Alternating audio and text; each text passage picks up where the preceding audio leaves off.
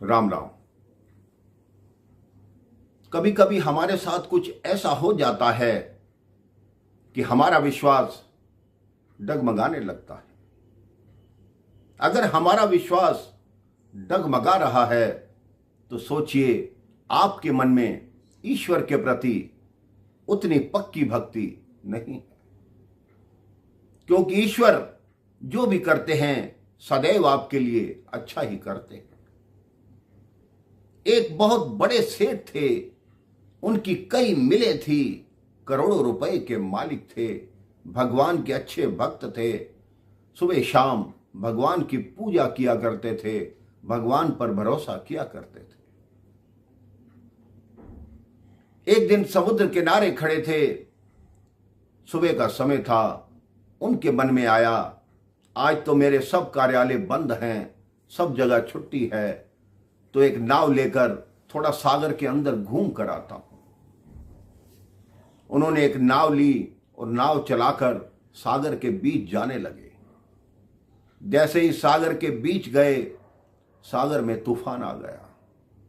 उनकी नाव डगमगाने लगी, उसमें पानी भरने लगा। बड़ी मुश्किल से उन्होंने जो जान बचाने वाली जैकेट होती है वो पहनी, नाव पलट गई और वो तैरने लगे। भगवान की कृपा से 1-2 घंटे तैरने के बाद उनको एक टापू दिखाई दिया। वो टापू पर पहुंचे। टापू पर पहुंचकर भगवान का शुक्रिया किया कि हे भगवान, आपने मेरे प्राण बचा लिए जो मुझे ये टापू मिल गया, अन्यथा मैं कहां तक तैरता और समुद्र का किनारा कहां मिलता है। अब दोपहर बाद हो गई थी, उनको भूख लगने लगी। उस टापू पर घूम कर देखा, फल लगे हुए थे, फल खाए, फिर भगवान का शुक्रिया किया। कहते हैं हे भगवान, मैं इस टापू में भी हूं, फिर भी आपने मेरे खाने की व्यवस्था कर दी। अब वहां 1 दिन, 2 दिन, 3 दिन, 6 दिन हुए तो उनका भरोसा धीरे धीरे कम होने लगा। रोज कहते हे भगवान, किसी को भेज दो जो मेरे प्राण बचाए, जो मेरे को यहां से ले जाए, नहीं तो यहां मैं मर जाऊंगा, कोई किसी को पता भी नहीं चलेगा। 9-10 दिन हो गए। उन्होंने सोचा अब ऐसा करूं, रहने के लिए एक झोपड़ी तो बनाऊं। उन्होंने जंगल से लकड़ियां इकट्ठी की, बड़े बड़े पत्ते इकट्ठे किए और एक झोपड़ी का निर्माण करने लगे। 3 दिन में वो झोपड़ी बन गई।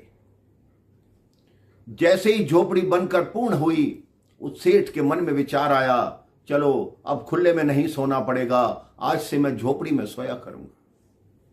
उसके मन में जैसे ही विचार आया, मौसम एकदम बदला, वर्षा होने लगी, तूफान आने लगा, आसमान में बिजली कड़कने लगी। इतने में जोर से बिजली कड़की, उस झोपड़ी पर गिरी और झोपड़ी को आग लग गई।